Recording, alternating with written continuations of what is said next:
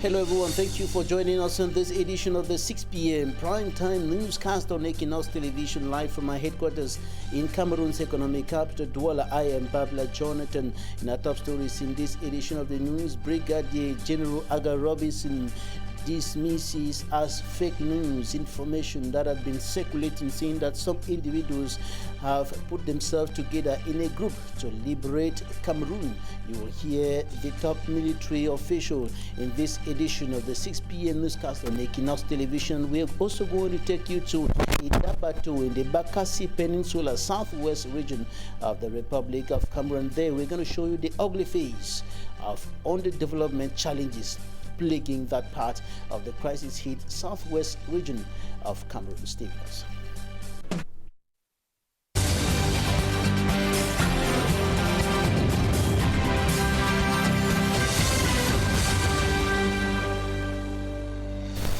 Thanks, ladies and gentlemen, for joining us on this edition of the news on Équinoxe Television. Brigadier General Aga Robinson has qualified as fake information that some elements constituted an armed group to liberate Cameroon.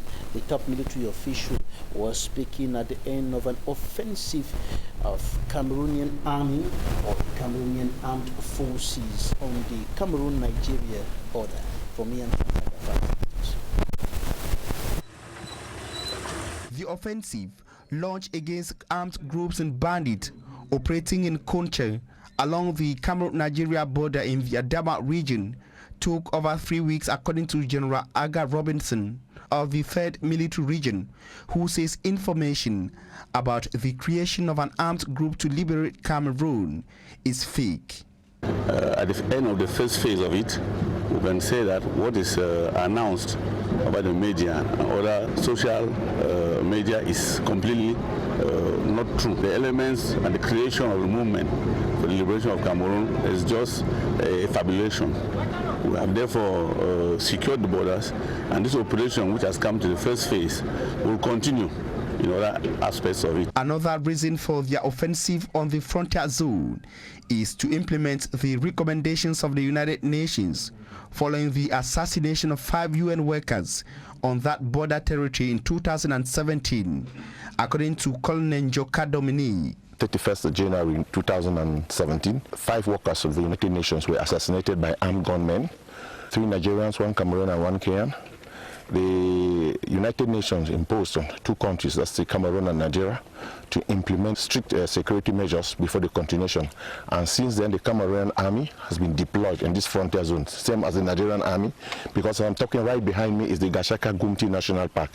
And I think that the situation is under control. An exercise which also saw the employment of the civil-military tactic. We have also contacted the other stakeholders in this operation, which are the motor taxi drivers. We have encouraged them, and also vigilante groups here who work with our soldiers, so that they become our permanent partners, because we cannot win this war alone. And then we'll continue to work with our soldiers here to make sure the borders are secured.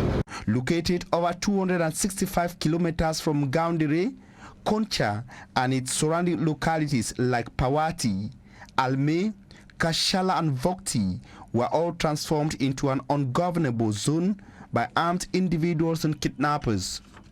The very bad state of the roads to Koncha, the absence of bridges on subwater bodies along the way, all contributed in blocking the effective intervention of the army in cases in the area.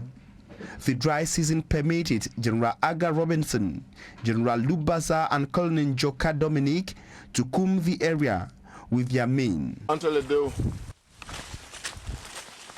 And the military is not only involved in fighting enemies and defending the territorial integrity of Cameroon, but it is also involved in what is known in military jargons as civil-military activities. And in this, within this framework, the military helped to restore the sight of 33 persons in Re Buba in the Mayore Division North region of the Republic of Cameroon. Manjikan Gebre reports.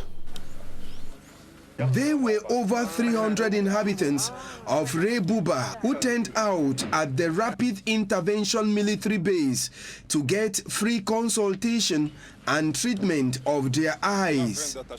According to the representative of the Lamido of Rebuba, the population is thanking the B administration and urge them to continue with such gestures.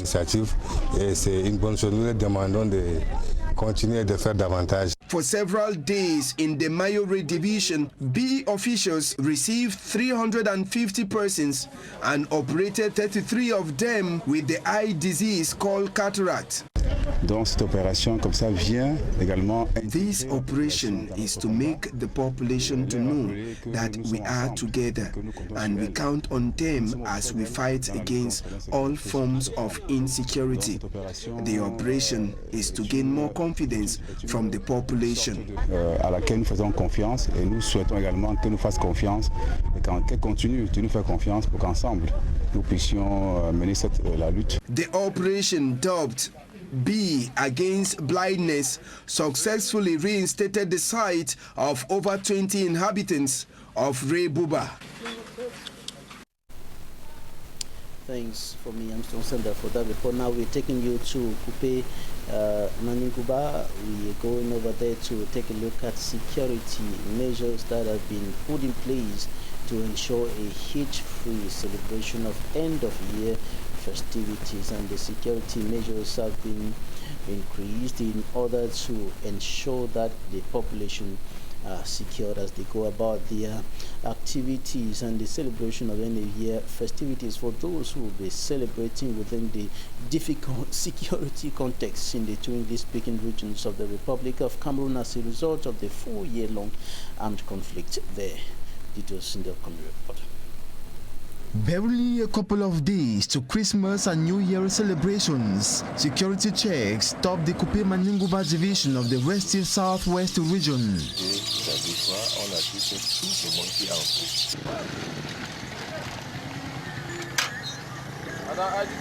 Anyone or thing entering the various subdivisions, like Bangem for instance, undergoes a thorough search to filter dangerous grains.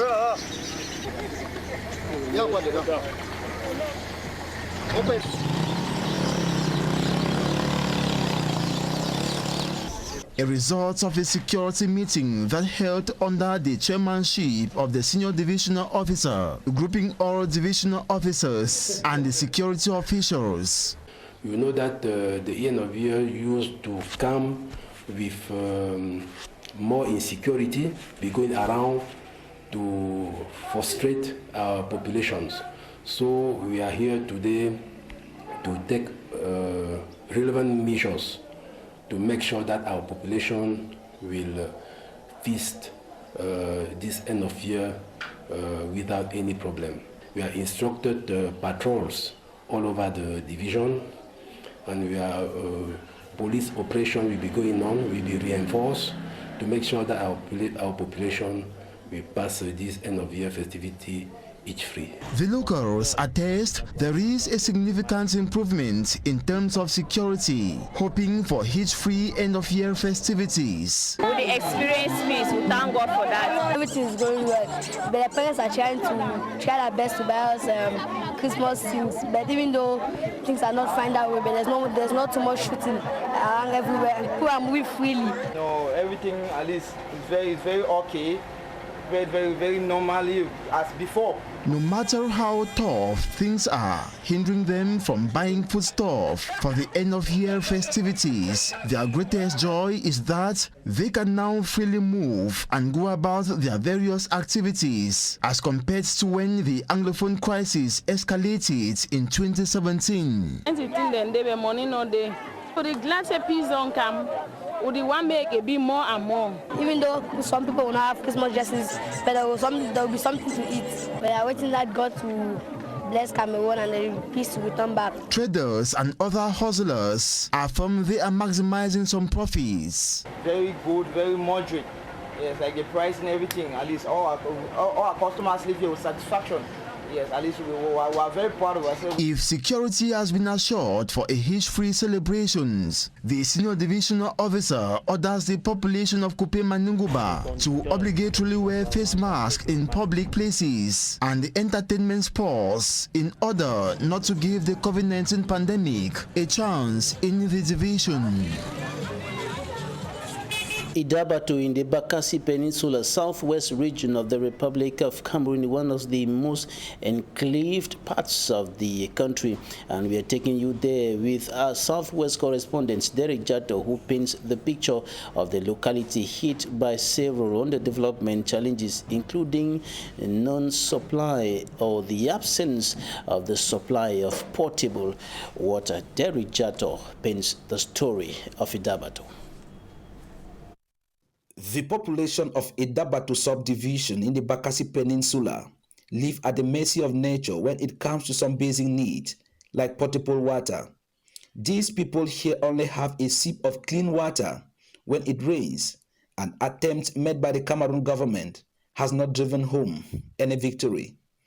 The dry season on this oil-rich and economic vibrant island is hell to many, as people turn to anything to quench their taste. To make matters worse, erosion is encroaching and very fast. Today, the municipal councillors drawn from the 29 communities that made up Idabato subdivision are sitting for a budgetary session, and with 440 million francs CFA adopted as the 2021 budget. To Mayor Etongo Efange, Mayor of the Idabato Council, the budget will be used to redress such burning issues. My priority project, we need bridge to cross from Idabato 1 to Idabato 2. We need a boat, new boat and new engine. We need school and public toilet. But the main priority that we need in our project is sand filling and embankment. We cannot do otherwise. The one where states provide for us, we have to give time to states. A budget being merely a forecast. For Wang Lawrence, the senior divisional officer for the Indian division and the supervisory authority of councils in Indian division, challenged these councillors to work as a team for better realization of the budget. The budget the Lord Mayor has just presented is merely a focus, meaning that it is not money kept somewhere. After this session, the councillors have to go back to their various quarters, mobilize everybody living within their various quarters on the needs to pay their global taxes. The estimated 50,000 inhabitants of Idabato subdivision in this Bakassi Peninsula are hopefully waiting for practical response from the power that be for the expected changes. Councillors in the Kumba are putting hands on deck to ensure the development of their respective municipalities. This is what they were discussing during the last council sessions. We have details indicating that the councillors are determined to work despite the unstable socio-political and security situation, while the city council is engaged in a battle to put an end to Operation Ghost Town imposed by pro-independence fighters within the context of the 4-year-long crisis, or better still, armed conflict in the two English-speaking regions of the country. The grading of roads leading to several neighborhoods, repairing of street lights which have been abandoned, and the eventual opening of some drainages in Kumba, Meme Division have been placed as top priority projects by the City Council, as well as Kumba 1 and 3 councils in their budgetary sessions. For the City Council, a budget of 2.2 billion francs CFA was voted by the councillors who were assisting in the first council session chaired by the newly elected City Mayor, Gregory Mewanu. The session also resolved to finish up projects that are still lagging behind. Most importantly, the construction of the ceremonial ground, whose project came to an abrupt stop. In Kumba 1, Mayor Moses Esembe, and councillors say the provision of water to its inhabitants is amongst the earmarked projects for 2021. Meanwhile, Kumba 3 voted the sum of 700 billion francs CFA as their budget for 2021. The supply of electricity to its inhabitants is also another project they intend to carry out in 2021. Kumba inhabitants applauding the great initiatives of these municipal authorities they voted say their goals will be achieved only if peace returns to the Anglophone regions, and Kumba in particular. Coming up for me, I'm Stone Sander takes a look at the problem of greenhouse gas emissions from deforestation and forest degradation. This is a problem that is persistent in the Republic of Cameroon, caused by some factors including illegal logging and other human activities that go a long way to destroy the forest and favor emissions in the country. And the government, with partners like the Worldwide Fund for Nature, WWF, are now strategizing and working out how to enhance efforts to reduce emissions from forest degradation and deforestation in the country. Details in this report. Cameroon's 19 million hectares of dense tropical forest is threatened by a combination of deforestation and forest degradation drivers. Land conversion for small-scale subsistence and market-based agriculture, conversion for agro-industry and plantations, mining, infrastructure development, and on all types of logging schemes are weighing down on the country's forests. The average deforestation rate has been on the rise, including the loss of between 40,000 to 80,000 hectares of primary forest annually between 2015 and 2018.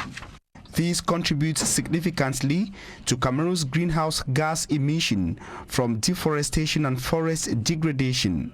The strives to reducing emission from deforestation and forest degradation, RED Plus, has suffered setbacks that have mitigated results. Le processus est en cours depuis presque une décennie. The process has been ongoing for close to a decade. It has been adversely affected by organizational and governance problems. Les aspects de gouvernance, donc il était un peu grippé. I think it's matter of misunderstanding between the government and some key stakeholders, and according to me, those constraints are going to be shift for the moment, and the things are going to move in the right direction now, according to me. However, Cameroon's Forestry and Wildlife Minister Jules Dorendungu says the process is progressing and yielding some positive results.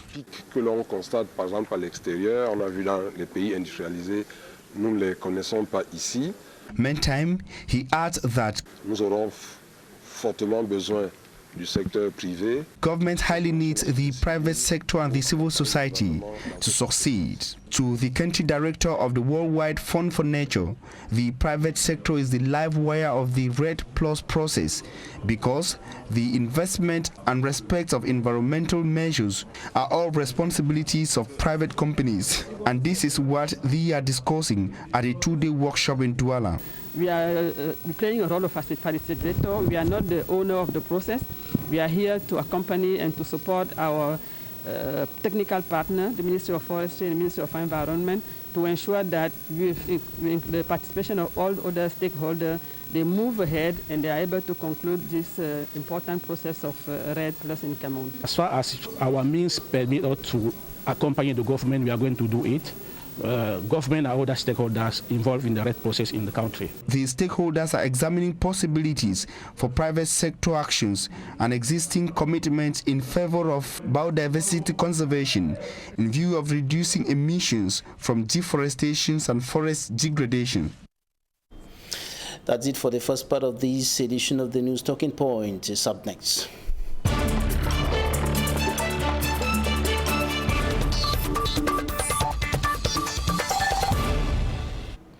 Mutaga Silvanus Tifu, one of the 7 special advisors of the Cameroon Renaissance Movement, CRM political party, is joining us today. You're welcome.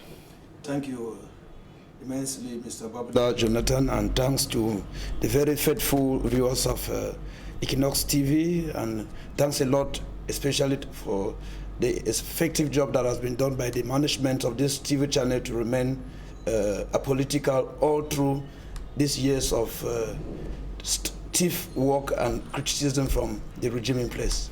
All right, we want to share a little bit of your experience in prison before we get into issues that we'll be talking about in this edition of Talking Points. How was it your stay at the Kondengi Maximum Security Prison?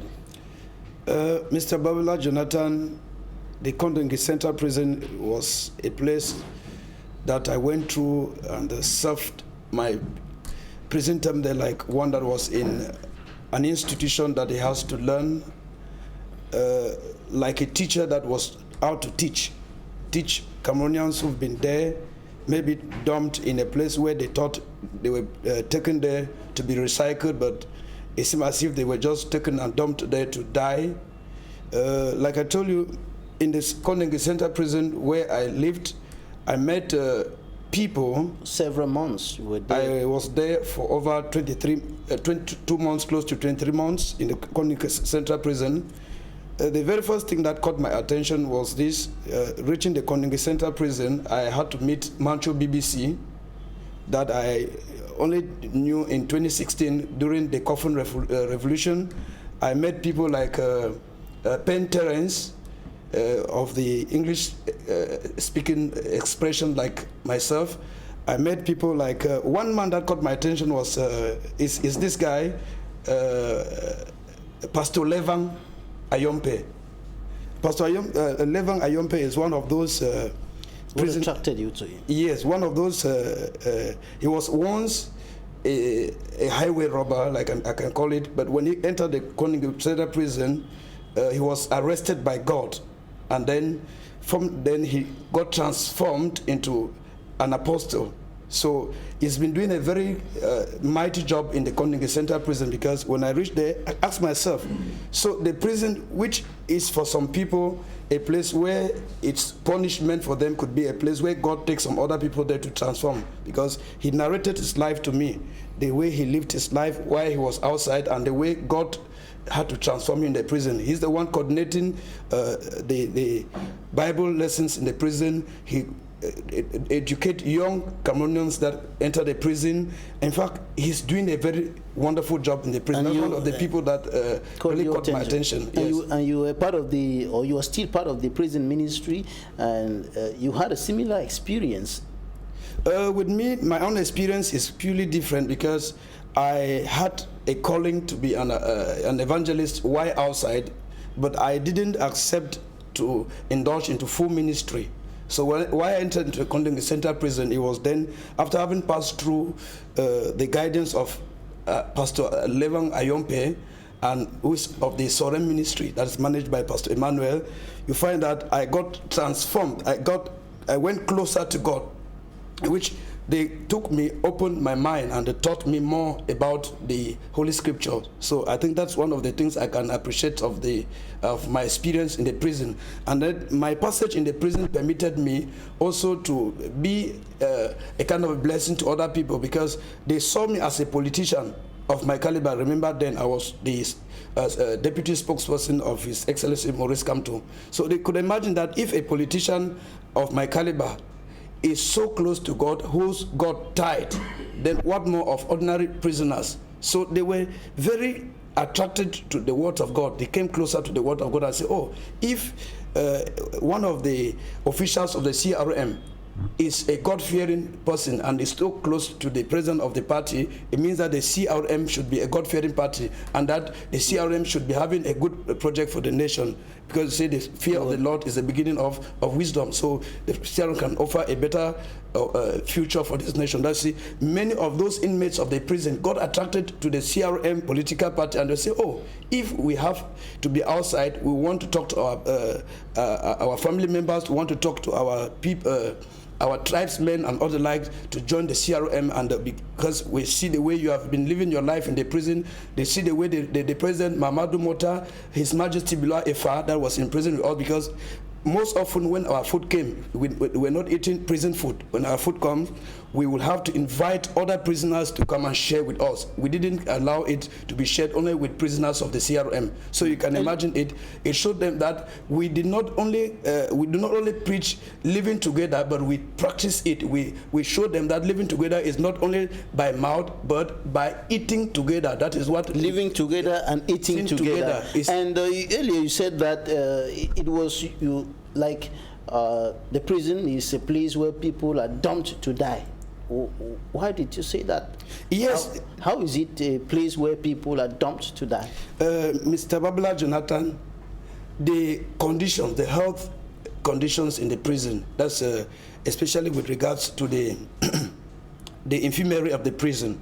I can tell you that I saw people who were my close friends. I'm talking of Thomas Tagem, who was arrested. He was one of those teachers at the OIC in Kumba, simply because they suspected that he could be useful to the separatists in producing arms. He was arrested and dumped in the Équinoxe Center prison. He was part of the prison ministry. He was sick for a long time, and when he went to ask for permission to be taken out for medical treatments, it was not done. Finally, when the situation degenerated, you found that he was taken to the hospital. Back in the hospital, he was chained in the hospital, and then he died in chains in the hospital. I saw that prisoners died in the prison during the peak of the COVID-19, excuse me. We did not know what really was the cause of the deaths that were recorded in prison, because I saw not less than 6, 7 who died in front of me. So in the prison. So, and then when you go to quarters like maybe quarter 8 or 9, you find exactly what happened there. Happens there. Many of those street children that they pick them up, maybe because of identity cards. Some of them maybe they stole pineapples. Some of them stole maybe a bunch of plantain. They are dumped in the prison. They will be in prison for more than 2-3 years without judgment. And then if you look at their health conditions, some of them sleep in the gutters. Some of them sleep even in open air during the rainy season. So I tell you that, whereas I think that prison is supposed to be a place where they take you there when they keep, like the young youths, they get them indulged in petty activities, recycling activities, maybe sewing, maybe other things.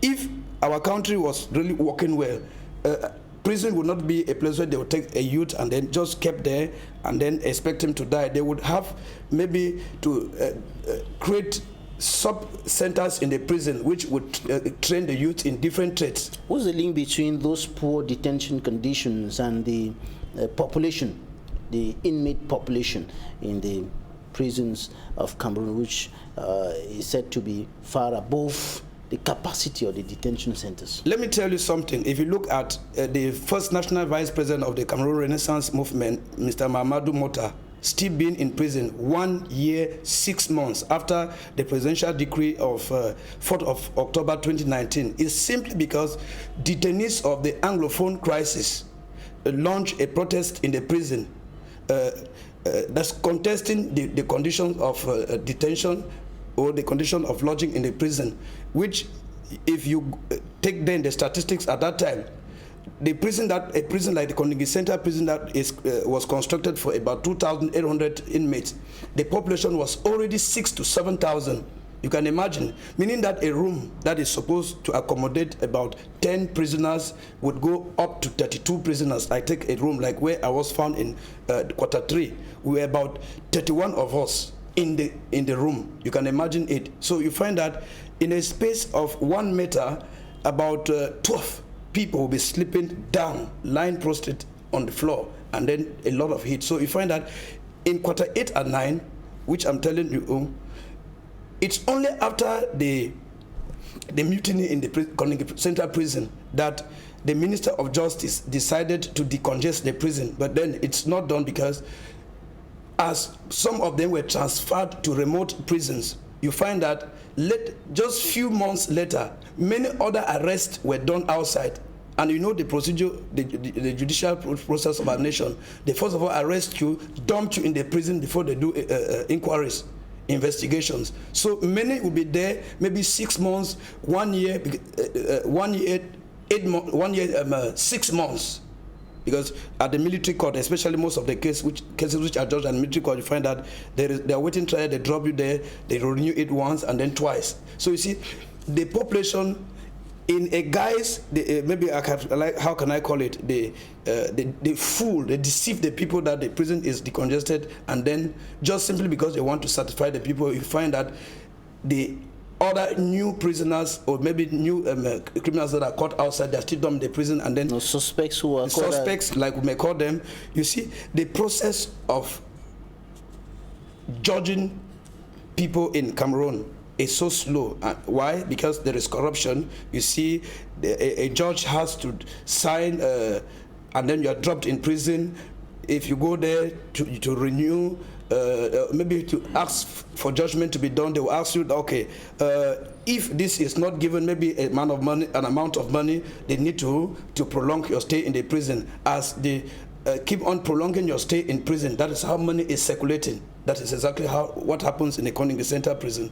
All right. Did you have some people testifying to what you're saying now, or have you experienced it yourself with some of the judges or things like that?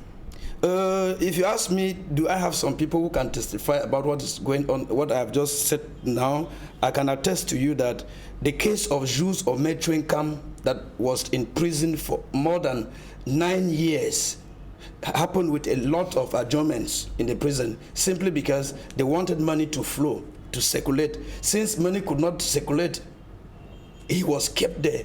Jules Ometrenkam was only released after the presence of the CRM militants in the prison, because most of our militants in the prison had to constitute a formal file, help him constitute a formal file, and use our party lawyers like Metro Sim and other members of the CRM legal department. It's through the CRM that we found that Jules Ometrenkam was released in prison. And even some who were released by the courts in the courts in Cameroon that were still in prison.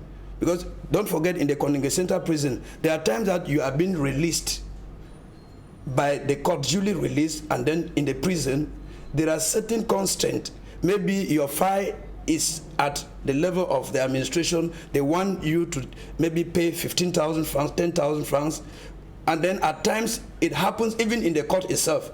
You are released duly by the judge. You find that the court registrars will need a token from you before the final file is sent to the prison. So somebody might be released in the court. You find that he would have to spend more than a month in the prison just because of 10,000 francs, 5,000 francs, or even a bottle of drink. All right, let's go to Idabato, the Bakassi Peninsula. That's an area that Cameroon obtained after a struggle with neighboring Nigeria that went up to the international level, and Cameroon obtained authority over the Bakassi Peninsula, and now the peninsula is facing serious underdevelopment challenges. Idabato, for example, has many underdevelopment challenges. No potable water supply, for example. What's your take on this? Mr. Babala Jonathan, it's all voice down to the causes of the Anglophone crisis. Remember, the Anglophone crisis sparked out as a result of grievances that were tabled by the English-speaking people with regards to the poor condition of roads in the northwest and southwest region. I remember that is where the coffin revolution of Mancho BBC came up, and heavy militarization was done, and then after that the lawyers took it up. There was brutalization. Now look at Idabato. After so many Cameroonians, soldiers lost their life at the Bakassi Peninsula, I can remember that the Bakassi case was managed by His Excellency Professor Maurice Kamto. That is the person that has been fought since 2018. And with his diplomacy and in collaboration with other people, Cameroon won that case. We expected that so many years later, the Idabato, Bakassi Peninsula would have been developed, because it's one of the places that is highly endowed with natural resources, oil. There are companies there. I think Adax Petroleum is there. There are other companies there. They are extracting oil every day. But if you look at the place, it is one of the poorest underdeveloped places of the nation. Now, we ask this question: what is the Cameroon government stance on that? It's simply the same thing that is happening in most other parts of the nation. They are out to eat, get fat, and they care less about what is happening to the common man. But that can be attributed to the unstable security situation reigning in the two English-speaking regions of the country, the underdevelopment challenges. We even have about 3 government institutions that have been swallowed up by the sea. The Lone Primary School of the area, the secondary school, and another government institution swallowed up by the sea. Are they not difficulties that can justify the fact that the place can be facing some of these challenges, given the fact that it is away from the urban centers or the blue zones, as they say? Mr. Babula Jonathan, when I think of my subdivision of origin, Batibo, that I'm from, I know most of the villages there are now covered with grass because of the war going on in the northwest and southwest region of Cameroon. It could be one of the reasons why you see Idabato still being underdeveloped. But our military men, the uniform men, tell us that they are doing an impeccable job in the 2 English-speaking regions to ensure stability, unless they are deceiving us.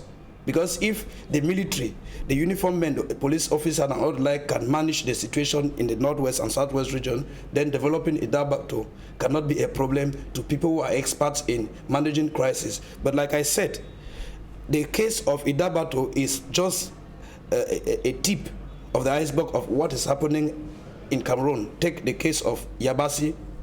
If you go to the northern regions of Cameroon, you find where our children school. Most of them attend lessons under mango trees. Let us ask ourselves, is it because of the Boko Haram insurgents? If it's because of the Boko Haram insurgents, they are telling us that Boko Haram has been neutralized. Why is it that they cannot construct better institutions in the northern regions, schools?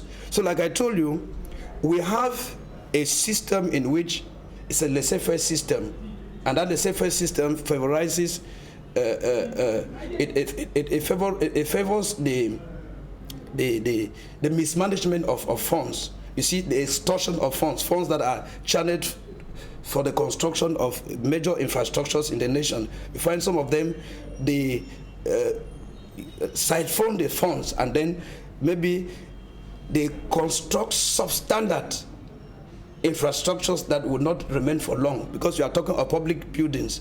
You need to go and evaluate the material in which those public structures were constructed in Idabato. A bag of cement that maybe is supposed to produce, let's say, just about 50 bricks.